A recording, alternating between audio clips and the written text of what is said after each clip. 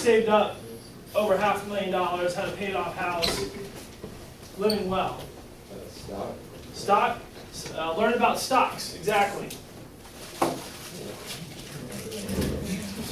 How did he learn about stocks? How?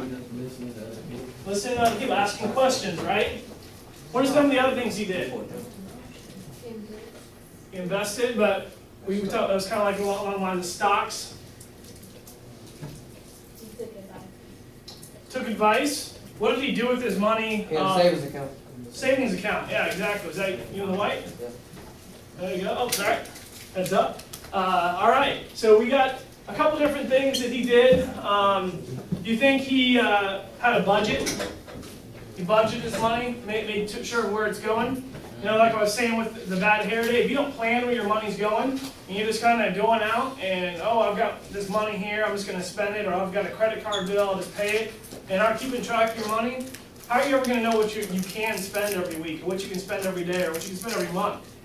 If you're not keeping track of it, you don't know where it's going. So go ahead and bring that slide up. So you had a tight budget. At one point, he had $80 a week. Now, back then, cars were a lot cheaper, food was a lot cheaper. $80 is a little bit more livable than it is today, obviously. But he had a tight budget. Probably looked something like $20 a week went to his home, $10, $15, $20 a week went to food, $10 a week to gasoline, $10 a week to a car. I mean, it's shocking to believe that long ago you could actually spend that much money a week on owning those things. But he set aside money for saving. He started at a very young age. Anyone remember what age they said he started making money and saving? 13. There you go. Yeah, 13 years old he started saving. So the younger you start saving, the more you're going to have down the road. And it keeps adding interest. What did he say about how money works for you? The key to it? He said let the money work. Yes, exactly. Let the money work for you. That's how interest works. Interest works that you go out and lend someone $10 and say, I'm going to lend this money to you at 10% interest a year. Next year you go back and get your $10 back, plus they pay you $1. That's the way stocks work. You invest in a stock at $10, it does well, they spend their money well, they make profits, and now your $10 share of stock is worth $11 a year later. It's not always that easy. Sometimes they go down, sometimes they go up. But the average since the stock market started has been about 10%. So at a young age, learn to invest. Ask people questions. Going around reading, doing a lot of different things. He obviously didn't even read. He had a learning disability, and still just talking to people, talking to people that know things about money, asking them how to do it. So surround yourself with those people. No credit card debt. Credit cards, if you borrow money on credit cards, you're paying anywhere from 10 to 26% interest to borrow money. So how can you go out and make money and save money if you're paying other people to borrow money? It's a trap, and a trap that many Americans are stuck in right now. And a lot of people will have $10,000 in retirement and $10,000 in credit card debt. Well, if you're making 10% on your retirement and paying 26% interest on your credit cards, are you winning? No, you're losing money every year. But I see it all the time. Talk to people about money, continue to learn about money. Doesn't take much, just a little here and there, kind of what's the market doing. Go and talk to your banker. Bankers have plenty of information. That's their job, is to sit there and tell you about money. Make good financial decisions. That's what we're going to talk about today, is what are some of the good financial decisions you can do to help get yourself to his situation. I mean, he's never made much more than minimum wage, and he's got a really good retirement, a paid-off house. Can you imagine if you didn't have to pay rent or a mortgage every month? What could you do with all that money? You could buy a really nice car, do whatever it is you want to do. So let's go to the next slide. So I got a real interesting question here. What percentage, out of 10 people, what percent do you think of millionaires, 10 millionaires, how many do you think inherited their money? Anyone got a guess? No, it's lower than that. 30. What's that? It's higher than that. Out of 10, how many, what do you think? 3? Lower than that? 1. Higher than that? 2. 2. There you go. All right. Lucy said 2? All right. There you go. So you got 2. 2 out of 10. That's what we got for millionaires. What does that mean? What happened to the 8 out of 10? Look at that. What happened to the 8 out of 10? and make their own money. 8 out of 10 people had to work to become millionaires. They didn't inherit it, the parents didn't hand it down to them, they had to work. So let's go to the next slide here. Another interesting question. What do you think, now raise your hands if you got an answer. How much do you think the average millionaire's home value is? 320,000, 740, 1.5 million, or 2.8 million? Right here. C? Nope. D. Back here? D. Which would D? Yeah. Lower than that? B? Actually lower than that. Was that you? You saying? Yeah, A. The average millionaire lives in a $320,000 home. So what does that say to you about millionaires? They live relatively modest lives, right? The average millionaire. Now, when you're sitting there watching TV and you see some Brad Pitts and Kanye Wests and people that have millions and millions of dollars, or the Kobe Bryants of the world, There we go. there aren't many people like that out there. Those are the rare situations. Those are the really rich. But the average millionaire is out there living in a $320,000 house. And if that's the average, you can bet there are millionaires living in $100,000 and $200,000 houses. So this is kind of a picture of what a real millionaire looks like. It's not the extravagant guy that has a $1 million house, a $500,000 car. Any guesses as to what the average income of a person who drives a Porsche is? What do you think you make a year? Yes, it is $75,000. A Porsche costs about $70,000. If you get a cheap one, it's about $65,000, all the way up to $250,000. The average Porsche driver drives a car that's essentially worth their yearly income. And after taxes, it's worth more than their yearly income. That means they have to work for over 365 days a year to pay for the car they're driving. Anyone think that's a good financial decision? That's pretty stupid. So we're going to kind of look at how these pan out in your life. So here's just a couple interesting facts about millionaires. Not that you have to strive to be a millionaire, but Mr. Earl's living a pretty good life. If his house is paid off, his car is paid off, he doesn't have to pay any credit cards, his kids have gone through education, and he's still got all this money socked away. Like, he can quit whenever he wants and go out and go on a nice cruise or something, a nice vacation. Just sit at home and play golf every once in a while. Whatever he wants to do, he can do what he wants. He controls his financial future, essentially. The majority of millionaires never spend more than $500 on a watch. So that tells you that these people you see with Rolexes, these fancy watches, either they're ultra wealthy or they're faking it, right? Or how many times have you guys heard about sports players who they made their millions of dollars, they're in the 5 years playing sports, and what happens a few years later? The broke. The broke. Because they're not managing the money. When you make $1 million a year and you're going to nice restaurants all the time and doing all this and buying, $500,000 cars, it's real hard the next year to just put the brakes on it and stop. 2 and 3 are self-employed, so that means it's not going out and getting a good job for a lot of you. It could be going out and buying a van and doing a shuttle service. It could be going out and buying a used lawnmower and starting a mowing company. Then you buy a second lawnmower and get someone else working with you when you got too much business. 97% are homeowners. Average home, again, is modest. It's a modest price. And you lived in it for more than 20 years. How many people live in the same place for that, even a couple of years these days? Well, this is what that model person looks like. Only 80% of them have college degrees. So even if you don't go to college, there's still an opportunity for you to get out there and make that money. And they're married to one wife. That's a real rare thing these days, don't you think? Why do y'all think that's a trait of millionaires, married to one wife? Huh? What happens if you... What?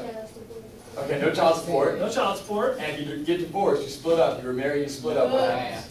You can take your money. She takes half. If I got $1 million today and I get divorced tomorrow, how much do I got in 3 days? Alright. 500,000. Wife walks away with half of it. How much are you now? You're half millionaire.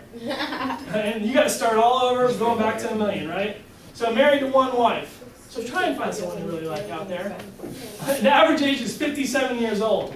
You guys have about 40 years to get to that point. And we're going to look at kind of how to plan what is if you go out there and get a job or start mowing lawns or whatever it is that you can kind of get to that place in your life.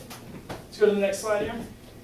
So each of you in here, they're saying you guys can live to 90, 100, 110 or more with the way healthcare is advancing and the health that we're seeing out of the average people today. And so you have a lot of time to save. If you started today at 60 years from now when you're 76, it's very easy that each one of you could be a millionaire. And then have 14 years, 15 years, 20 years to really sit back and enjoy it. Let's go to the next slide. So what are some of the reasons why we save?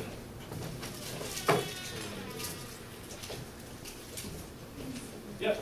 Get the things that we want. Get the things we want. Exactly. What else? Yep. More money.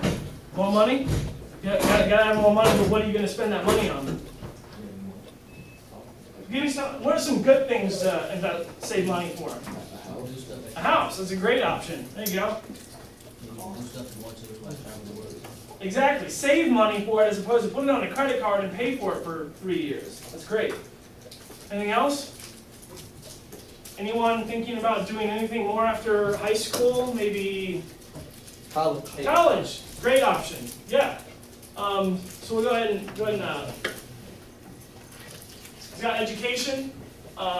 It's very rare that we see people in this country save for a car. They all go out and put it on credit, and then they have to pay a monthly payment.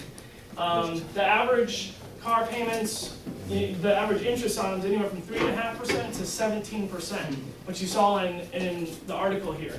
At 17%, that means if you buy a $10,000 car, you're paying $1,700 in interest the first year just to borrow that money. That's money you're giving away. Now, if you had saved it, it's going to be a much better situation. You can start a business. Like I said, you save $10 a month. A year from now, you can go out and buy a nice used lawnmower and start a business, mowing lawns. And you're making cash for yourself. You're not getting paid for someone else. You mow the lawn when you want to. You're doing your own thing.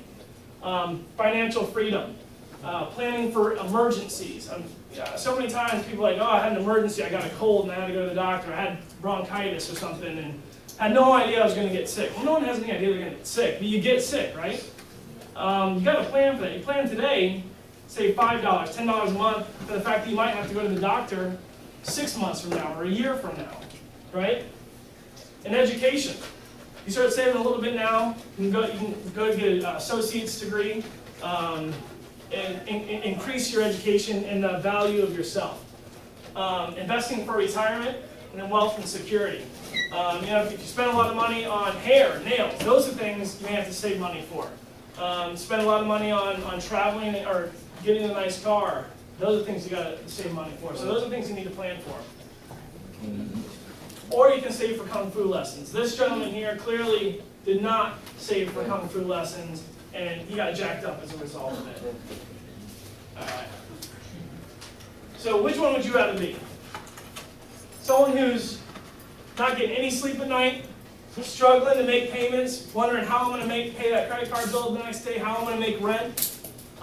Some of you may have experienced this. When I was going through my foreclosure, I had people calling me starting at 8 in the morning to yell at me, saying, where's my money, where's my money, you're a loser. They called my mom because they got her information and told her I was a loser. So you can imagine how good I felt about myself during this time, right? How easy it was for me to sleep at night. Not easy at all. So you need to plan now if you want to live peacefully later. Okay, let's go to the next slide. So do you think you could sleep better with a little bit of money in the bank? Maybe $20,000? $50,000? $100,000? What about if you had a lot of debt? Make you feel a little crazy? I'll tell you, that's about how I felt when I had creditors waking me up in the morning, and then the last call I got at the end of the day was a creditor telling me, yeah, you suck by the end of the way. But, it's like, great, I appreciate that. It's a great way to finish off the day right? All right, let's go to the next slide. So this kind of gives you an idea of how investing works. I gave a real small amount. If you did $100 a month, put away $1,200 a year for 45 years, by the time, if you started today, if you, like I said, if you got to mow lawn, a couple lawns a week, save up $100, put that away, by the time you're 61 years old, you could have $950,000 in your bank account. So that's kind of how it works. The way it works the actual money you're gonna put in at $100 a month for 45 years is $54,000. So you've paid $54,000 to have $950,000 in your savings and retirement. And what you'll see here, the red is the money you've actually put in. The blue is the interest on the money that you put in. The green is interest on top of the interest. So, this blue part here, that's what Mr. Earl was talking about. You're letting your money work for you. Because you're getting interest on the money that you're making from the money you're putting in. So it compounds, is what he was talking about. So over time, you're just putting in a certain amount of money. Do you have something? Okay. So that's how compound interest works. Are there any questions about that? I know it's a little confusing. Yes? Yeah, when you put money into the bank, how much money does the bank put into your account over the year? That's a good question. You can set that up with your employer. So if you have a job, you can set them up to put money into a separate account, into what they call a 401k, or you can put it into an IRA. And if you ask your employer, they'll know about this. If you're working for yourself and cutting lawns on the side, you can go and talk to a banker and say, hey, I'd like to have $50 or $100 a month come out of my account and go towards a mutual fund or some sort of retirement account, and they'll be able to set you up with that. So it's just completely up to whatever you want to do. You can pick how much and to where it's going. Let's go to the next slide. So what are some ways that you've seen people in your life that they could save $100 a month if they made smarter decisions? Yep. What kind of expensive stuff? Fancy clothes, right? Jewelry. No more jewelry, right? All right. What else? What about some healthy things that people don't choose to do? What does Mr. Myers finish up his class with every day? On weekends. On weekends. Have fun. Taco Bell. What? Taco Bell. No. Does Don't it say smoke. something? Don't smoke. Oh. Smoking. If you're an average smoker smoking a pack a day, it's $3 a day. That's $90 a month. That alone, if you chose not to smoke and put that money aside, you could be close to a millionaire by the time you're 61. And still be alive. And still be alive, exactly. So it has other benefits, right? So if you smoke, you're also going to have a lot of health risks, right? You're going to pay more in health. You're going to get sick a lot more often. Those are things you're going to pay for. So you're going to end up saving even more money than just not smoking. So go ahead and hit the slide. Soda. Just something as small as drinking a soda a day, it adds up in here. There's 365 days a year. If you spend $2 on soda a year, that's $700 a year that you're spending on just drinking soda. I drink water all the time. When I was your age, I drank a lot of soda. As a grown up, decided that wasn't, you get fat if you drink a lot of soda when you're my age. So I decided, okay, well, I'm going to start drinking water. And I was like, it also saves me a lot of money.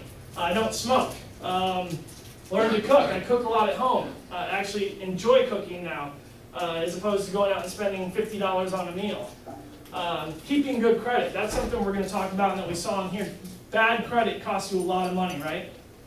If you go late on one payment on a credit card, your interest rate can go from 10% to 26%, tripling the amount of money you're going to pay in interest. And other small things, like, does anyone in here drink coffee?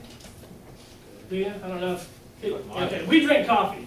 And I work at a place where we get free coffee as part of our job.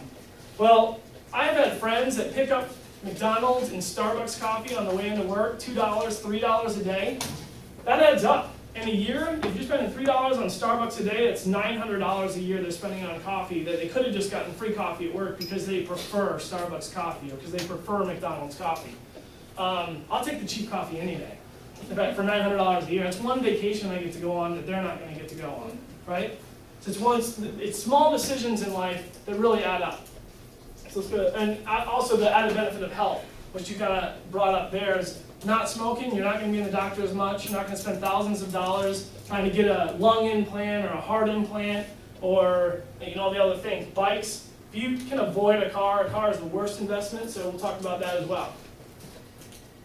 So this kind of explains how money either works for you or works against you. So we got a couple different things. What if you borrowed $10,000 at 10% interest for 5 years? What could you buy for $10,000? A car? House. House, be a pretty small house for $10,000, but you can buy it. There are some out there right now. Cars, education even. Go to college with that money. So if you took out a loan for that, your loan at 10% interest, if you were to pay the loan off in 5 years, would be $212.47 a month for 5 years. So now we got what you'd pay total after 5 years is $12,748. If all you borrowed was $10,000, you guys, if all you borrowed was $10,000, how much did you pay to borrow that money? Right. You paid that much money to borrow $10,000. That's why people are losing money. Now, if you decided not to buy that car, and decided to ride your bike, and put that $212.47 a month away in savings at 10%, after 5 years, you have $16,661. That's how interest works.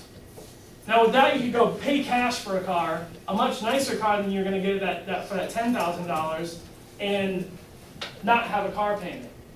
So that's how that works.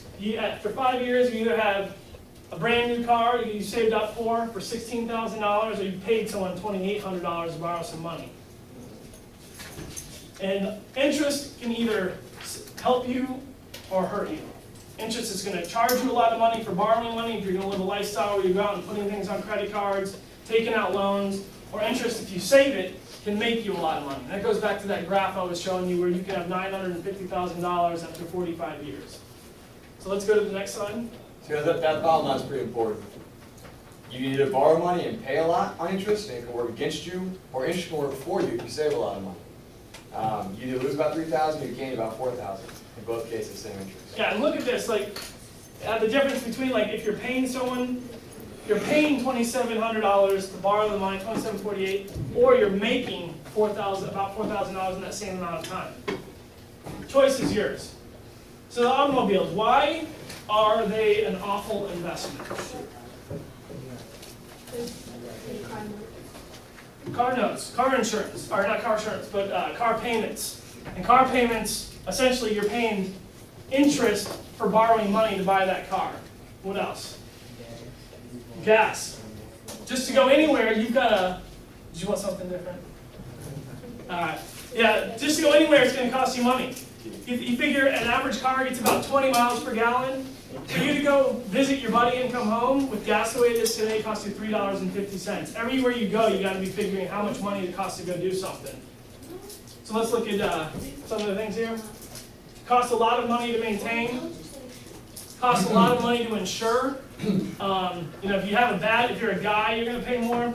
So, yeah, it just costs a lot of money to own a car. If you could ride a bike, you can be rich just owning a bike. So and then there's a sad fact that people, their financial decisions based on cars, if they made better financial decisions on those, they could be rich.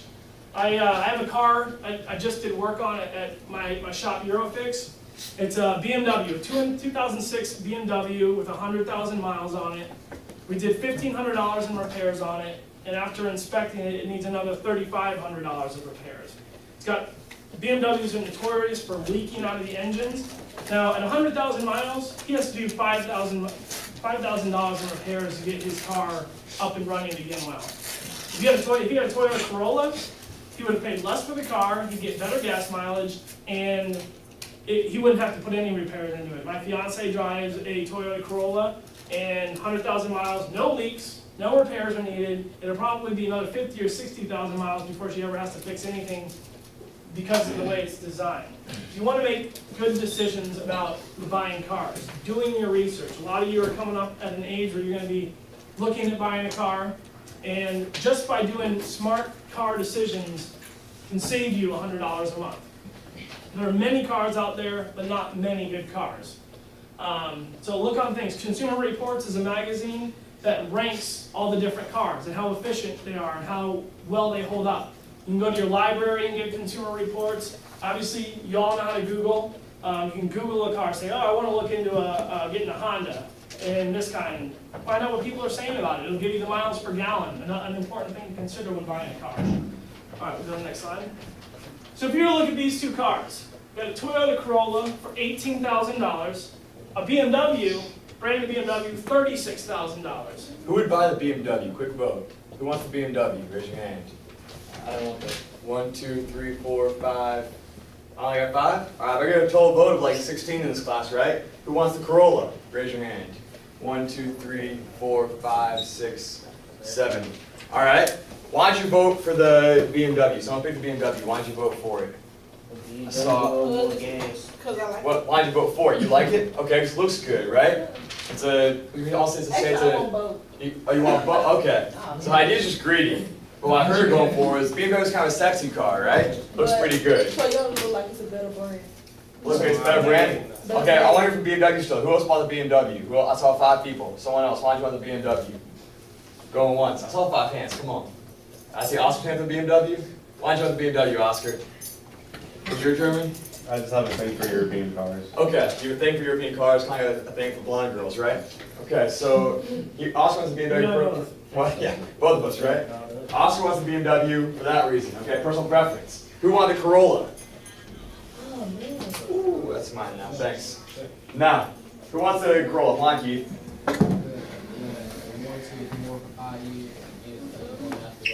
Okay, has a higher warranty. Well, they're both for 5 years, but how many miles does the Corolla go up to? Okay, miles per gallon. You think miles per gallon? Okay. Demar, you were for the Corolla, right? Why'd you want the Corolla, Demario? Save money on gas. Save money on gas. Why? What do you see up there? Miles per gallon. Miles per gallon. Anyone else knows under gas what to say? Regular versus Premium. premium. How much is regular right now? Today? $3. 3 what? 317. 350. Kelsey got what's premium today? Where'd she go? Today, no. That's Shell on Tip and Shelby. 349 right now. I can go somewhere where it's 317. Where? Huh? Where? Trinity Lane? I don't know. Somewhere. It went up last night or 2 days ago. It's 349 right now at Shell on Shelby. What you got for premium gas? And what's the price on that right now? $3.80, $3.90. 385 and 390, right? Good. So you see both of them. Which car's made better than that? That's the original question. Which car's made better? Toyota. Toyota. Why's the BMW made better? Okay. Why's the Corolla made better? Toyota made better 'cause You can go further. no. What did Mr. Mitchell just say? He said his fiance has a Corolla and what? She can go along without having Oh. to get She can go a lot of having to get it fixed. That's an important part of it. Yeah. So.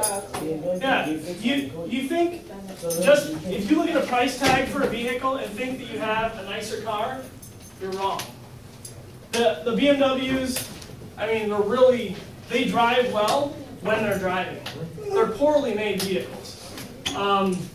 Which is why I see cars at 100,000 miles coming in and having to spend $3,000 or $4,000 on repairs. If you buy a car, you have to consider these kinds of facts. Plus, it costs twice as much. Some of the BMWs, for those that know what an alternator is, it charges the battery in your vehicle. And BMW, some of the new ones have water-cooled alternators, which basically just means it makes it more expensive. I charged $1,800 the other day to do alternator in a 7 Series BMW. And a Toyota Corolla, you can get an alternator for about $600. So not only is it just they don't last as long, the parts are way more expensive. And my techs have to be way more educated to know how to work on them because they've got a lot more intricacies, they're a lot more difficult to work on. So we're going to kind of do a study here. We're going to have each of you kind of price out what it costs to drive a different car. So I'm going to have we're going to have 4 cars. Our 3 cars are all $16,900. If y'all can work on that one together and come up with the totals here. This group over here, y'all are gonna have the BMW. $16,900. You get a used 2006 BMW. For $16,900, you get a brand new Hyundai Accent over here with a 100,000 mile warranty. Over here, we got a Chevy Tahoe with 100,000 miles. You get that for $16,900. How much? And we're gonna have a little math race here. This question's pretty clear. And then you guys are gonna have a used Toyota Corolla. I thought we had a top. Okay, so So if you have a calculator, we've got a Hyundai, we've got a Tahoe, we've got a Corolla. here's the lease one. What do y'all have? BMW. All right, it's gonna be a quick race this way. Here's what I want you to do. You got a maximum of 5 minutes. You gotta be done by 50 for sure. I want to see which team can get done first. Your biggest test this year is your math test. Who can get this done first? Which team has my best mathematicians? Got time you starting now. Alright.